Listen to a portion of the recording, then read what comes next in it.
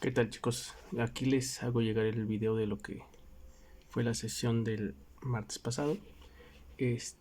Pues hoy vamos a analizar lo que es la importancia de los centros comerciales en un factor macroeconómico, como lo que es una sociedad. En este caso lo vamos a delimitar a nuestro país, ¿vale? Lo primero que vemos es que México es un país de contrastes en donde existen diferentes tipos de clases sociales y esto les da un diferente tipo de acceso económico o macroeconómico a diferentes tipos de comercios o de mercados. Ahí donde estas diferencias, como se muestra en la imagen, si lo pueden apreciar, una mujer indígena y una mujer citadina, con diferentes indumentarias propias eh, de su ámbito en el que se relacionan socialmente, ¿de acuerdo?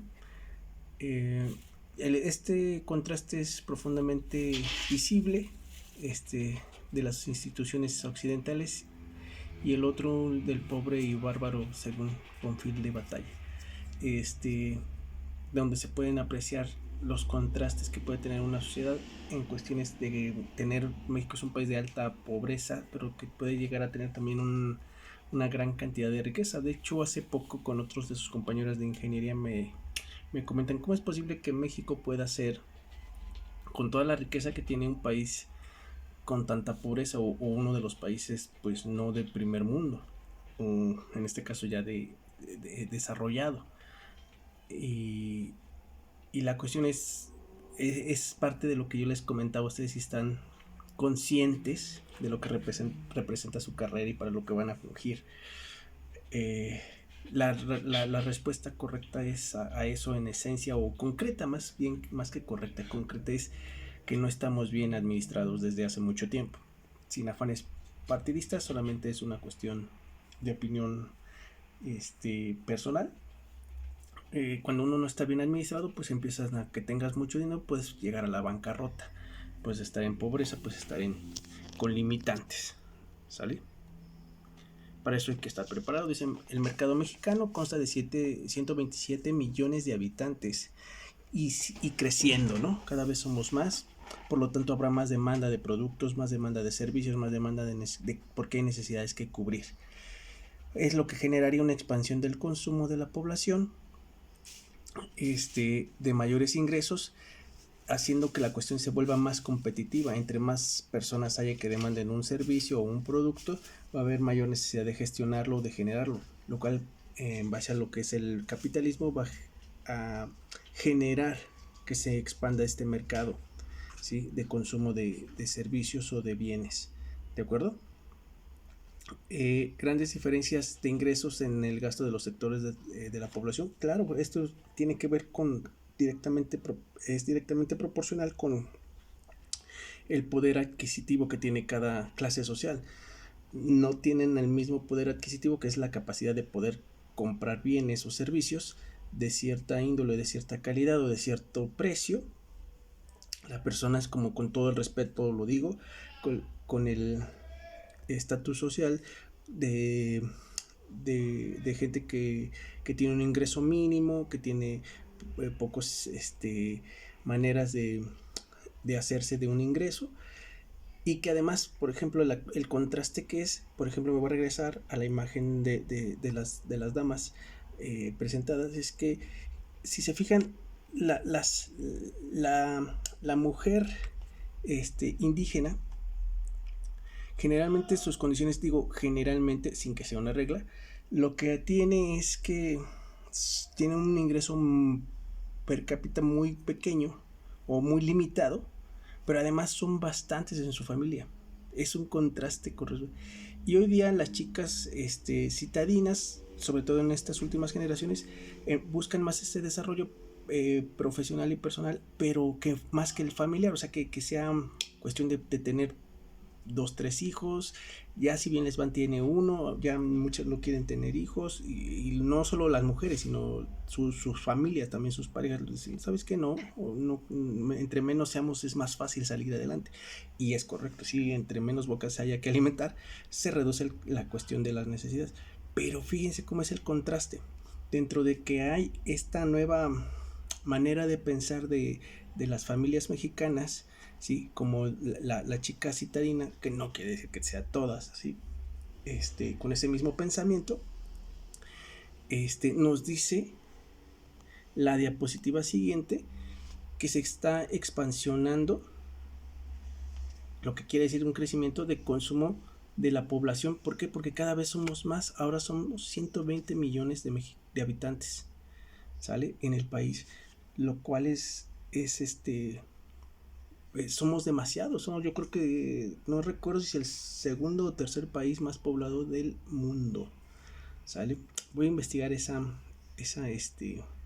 estadística para poderlo referenciar. Entonces ese es el contraste, mientras que hay una sociedad urbana que está pensando en no ser tantos, la cuestión es que ya donde está urbanizado, por ejemplo la Ciudad de México, pues sí, a lo mejor ya las familias o las parejas piensan tener a lo mucho 1, 2 hijos máximo, ¿no? Pero son tantas ya las familias que con uno que tengan se expansiona de una manera impresionante, se incrementa la necesidad de manera exponencial, ¿de acuerdo? Porque ya son demasiados. Entonces, uno más por familia, imagínense, ya.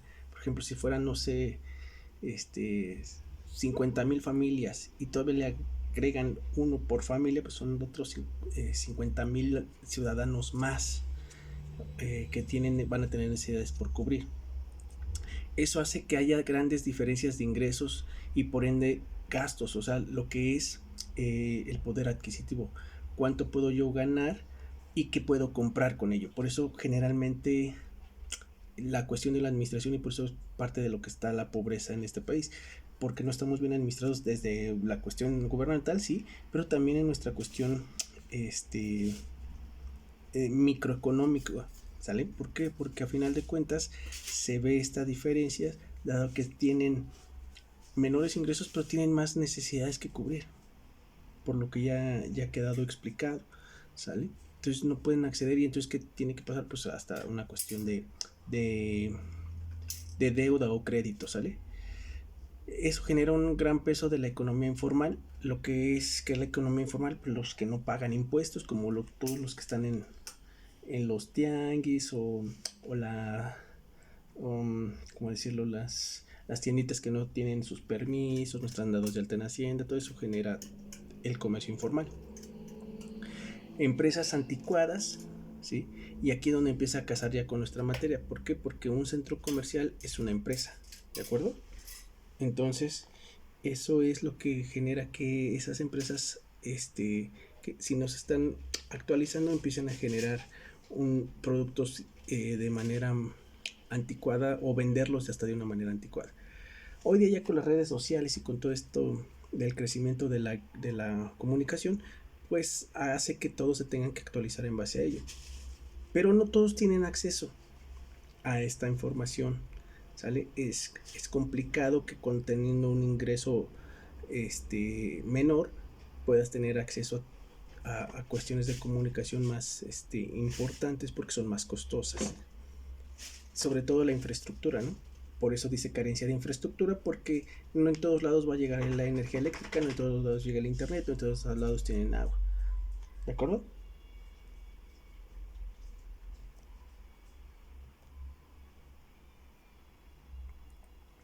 Importancia económica del país del país y desarrollo. Dice población con un creciente poder adquisitivo, lo que hablábamos, lo que puedes tú poder comprar con tu salario. Ay, perdón.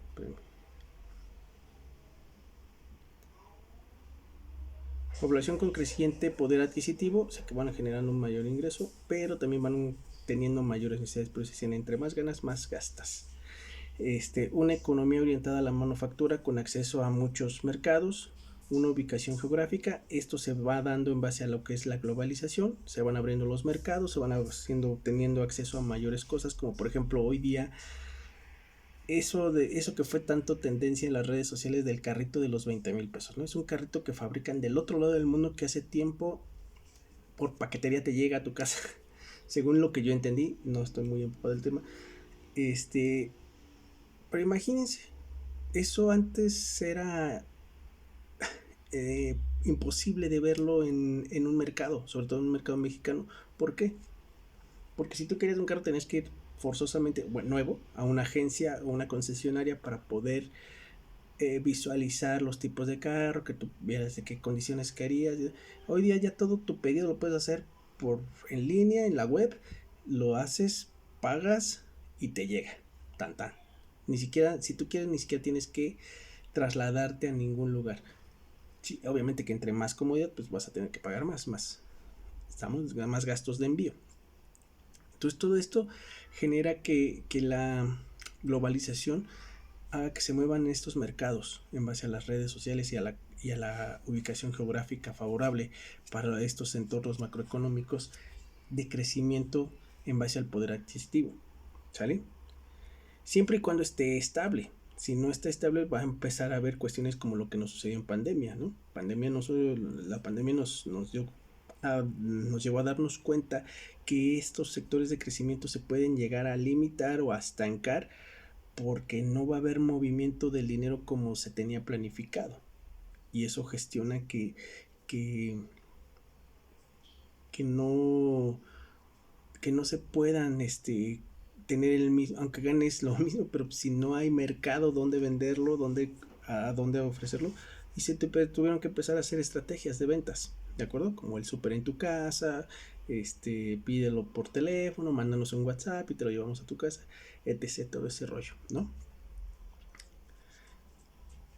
Políticas de proinversión y en un gran entorno empresarial. ¿Qué quiere decir? Pues tener un entorno empresarial saludable, creciente. Eso va a ser en base a toda la cuestión de la economía, se basa en la ley de la oferta y la demanda.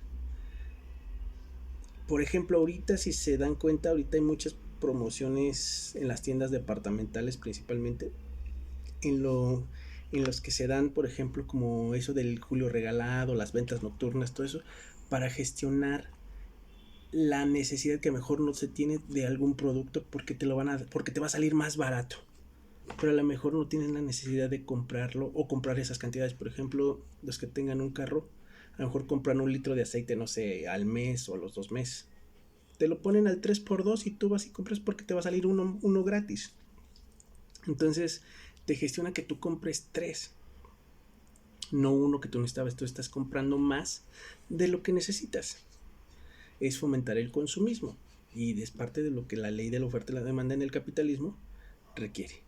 ¿De acuerdo? Entonces son estrategias de proinversión para poder gestionar el movimiento del dinero en un entorno empresarial saludable. Aquí tenemos oportunidades de negocio para las empresas, en este caso españolas, que son las que han estado invirtiendo en nuestro país últimamente. Le voy a dar un clic para poder. Denme un segundito.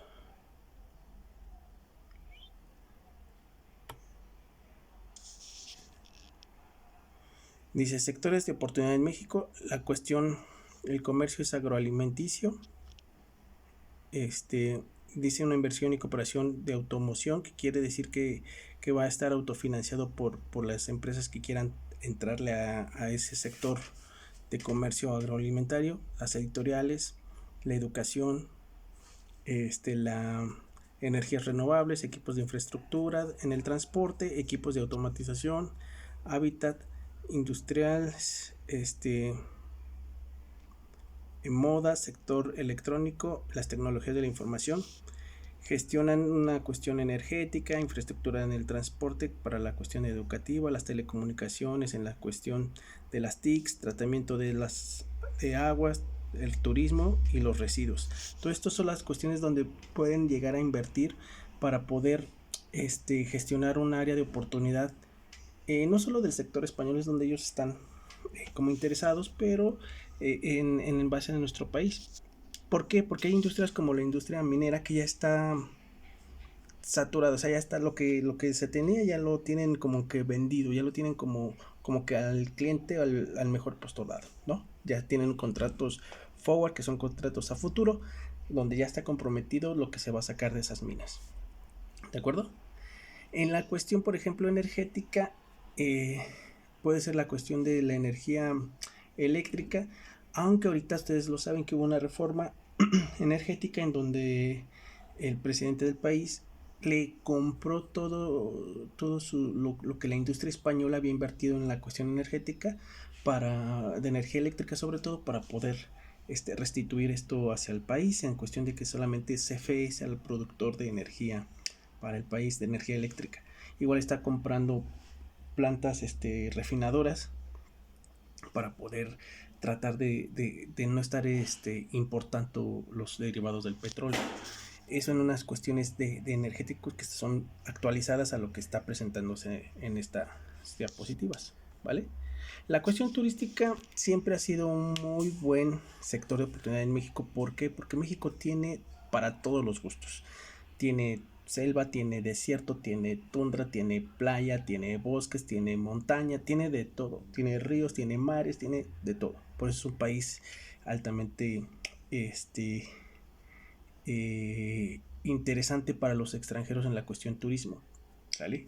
También el mercado mexicano tiene, o sea, internamente su necesidad de cubrir, es lo que les decía la clase pasada. Por ejemplo, en Cancún, pues se utiliza el dólar como moneda de cambio o tipo de cambio general, más que el peso.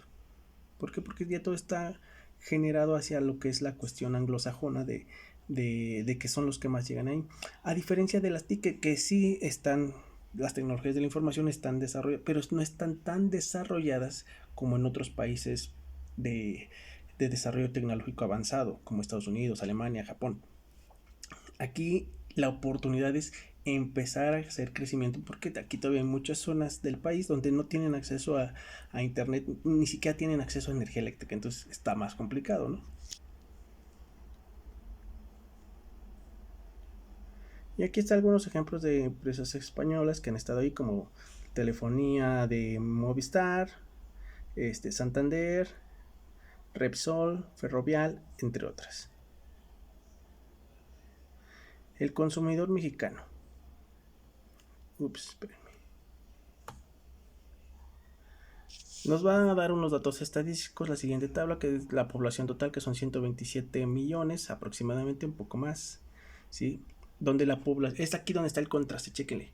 Población urbana son un 80% de esos 127 millones, y solo 20% es, o casi el 21% es población rural.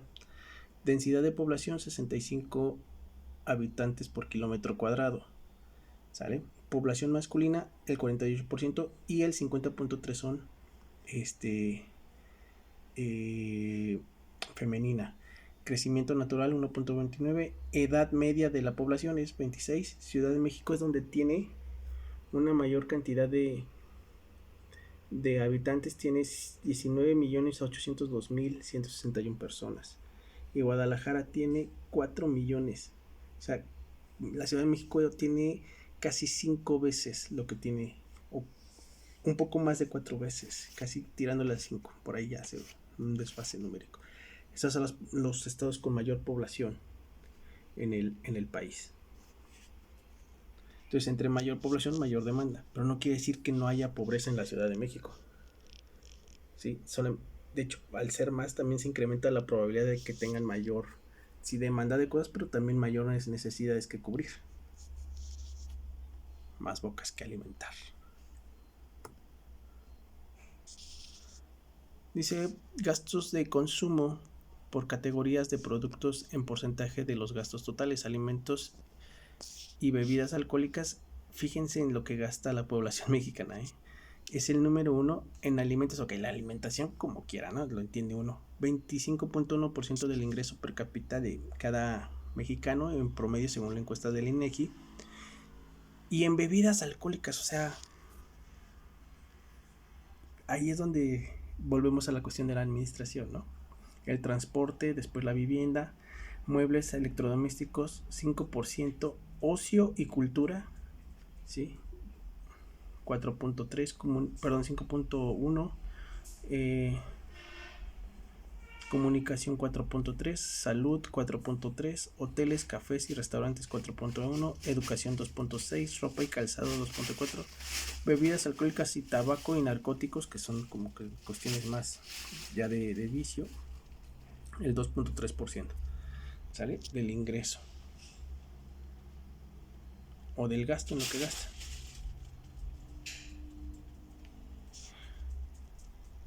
La distribución comercial, decía aquí, de lo que se hace o los diferentes tipos de comercio que hay, ¿sale? Para el pueblo mexicano. Por ejemplo, la venta directa al cliente final, cuando directamente el productor le vende al consumidor final. Dice que la venta directa es una oportunidad inigualable para las marcas que se tienen la posibilidad de crear un vínculo con el consumidor y generar su fidelidad.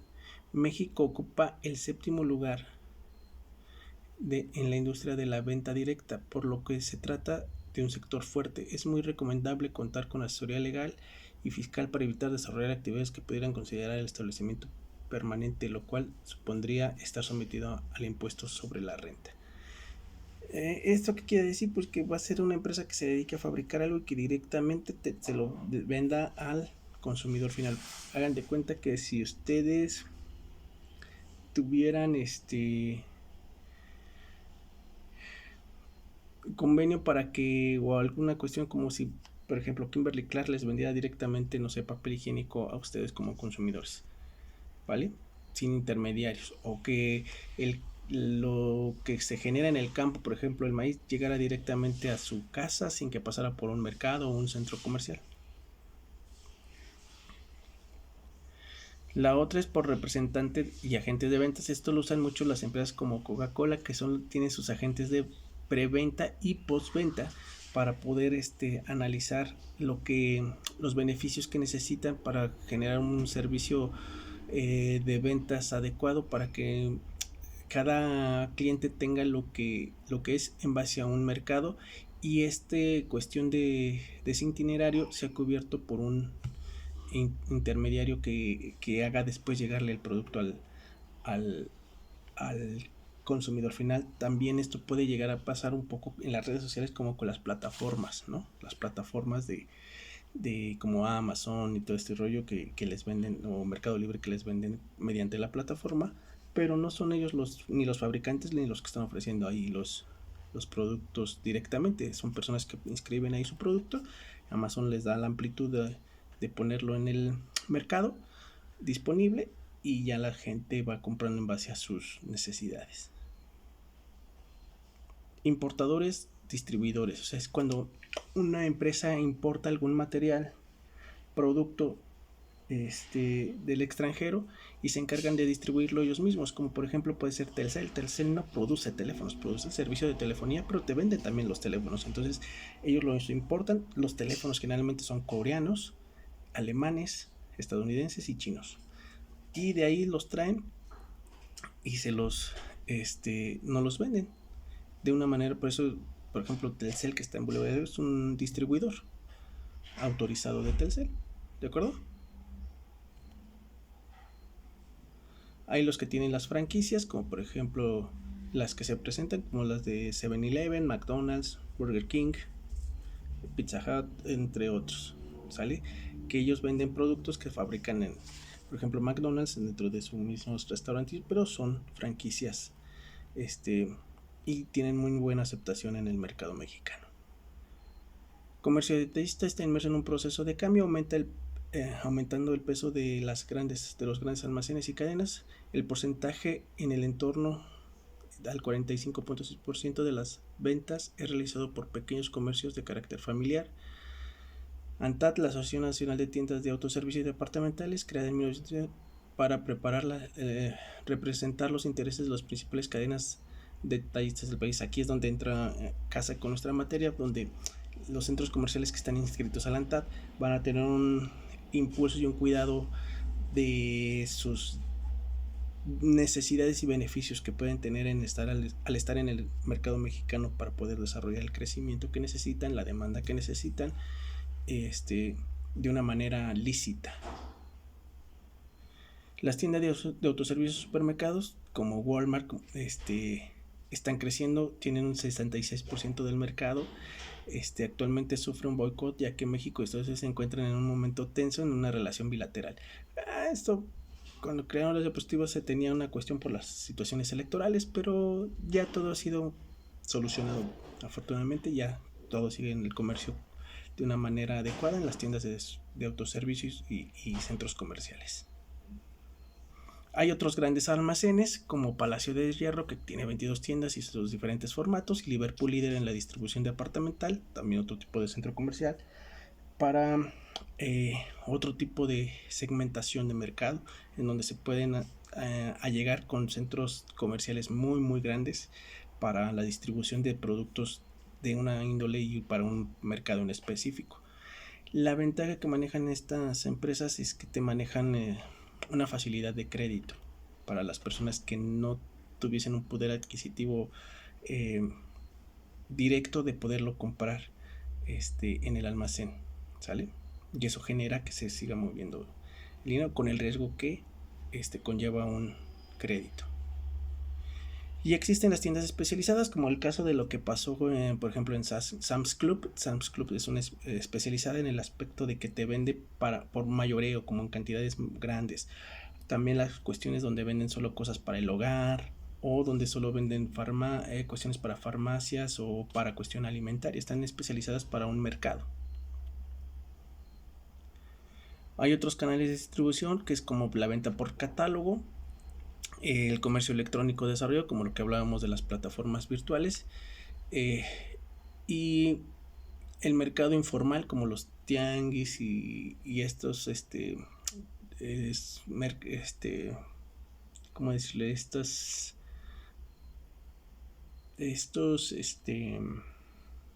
centros de ventas que no estén en base a la ley regulados. Dice exportar leche a México. Dice la leche puede venir de España, la leche también de México. ¿Por qué pudiese ser que estuviese, que es aquí donde me voy a basar? ¿Sí? ¿Por qué? Porque se tiene una necesidad de que, como no tengo el poder adquisitivo para comprar la leche de México, pues tengo que, no alcanza la leche de lo que puede haber aquí, porque también la leche que se genera en el país no solamente es para consumo interno, sino también se exporta. O sea, son las cuestiones contradictorias y de matices que nos hablaba de las primeras diapositivas. Dice, los productores españoles podrían ver una salida de su estado de pérdidas mediante la exportación de leche. La leche en polvo a México, donde sumándole los gastos de la operación, sugeriría siendo más barata que la leche mexicana. Por otro lado, se podría paliar la mala alimentación y la desnutrición infantil existente en tantísimas zonas. Por esa cuestión de que somos demasiados, pero no todo se aprovecha, no está bien distribuido, no estamos bien administrados. Por eso es que la leche no alcanzaría para todos, porque se le da prioridad a exportarla, la que se genera aquí, más que quedarla para nosotros. Y eso es todo. En base a esta cuestión hay una gran importancia de que se gestionen los centros comerciales con una mayor amplitud del comercio, ¿sale? Por eso hay una segmentación de mercado para diferentes tipos de poderes adquisitivos. No todos, lo digo con todo el respeto, yo no jacto de nada, pero es la realidad, ¿no? No todas las personas de México pues estamos con la posibilidad de entrar a centros comerciales como Palacio de Hierro o Liverpool. Simplemente nótenlo, en San Juan del Río no hay Palacio de Hierro. ¿Por qué no lo hay? ¿Por qué no hay un Pizza Hut? Y eso que Pizza Hut tampoco no es la gran cosa, o sea, no es así como que una cadena demasiado elitista, ¿no? Es algo común. ¿Por qué no lo hay? Porque hay factores macroeconómicos que a las cuestiones de las franquicias no les ha convenido, su segmentación de mercado dice, no hay mercado todavía en San Juan del Río para poder ofertar mis productos. Y entonces la gente que puede tener el poder adquisitivo para comprar en Palacio de Hierro, pues tiene que ir hasta Querétaro, ¿no? Y hacer su compra, su adquisición en base a lo que se venda allá. Y es parte de los factores macroeconómicos. tal vez los de Palacio de Hierro se han dado cuenta que todavía en San Juan no hay la capacidad económica de un gran número de población para poder gestionar que esté en una plaza comercial. ¿De acuerdo? La tarea va a consistir en que ustedes, en base a la tarea anterior, desarrollen un que se me fue un ensayo con respecto a cómo se relaciona el poder adquisitivo en base a la tienda que les tocó analizar y cómo ese factor ha sido ha contribuido al desarrollo o al estancamiento del centro comercial que les tocó analizar, o cómo ha beneficiado y que me propongan cómo harían una estrategia para que pudieran vender más ese centro comercial que les tocó. ¿Vale? Ese sería lo que tendrían que hacer para esta semana, basados en la tarea anterior. ¿De acuerdo? Cualquier cosa, pues saben cómo contactarme y con muchísimo gusto les explico. Que tengan una excelente noche, chicos. Gracias.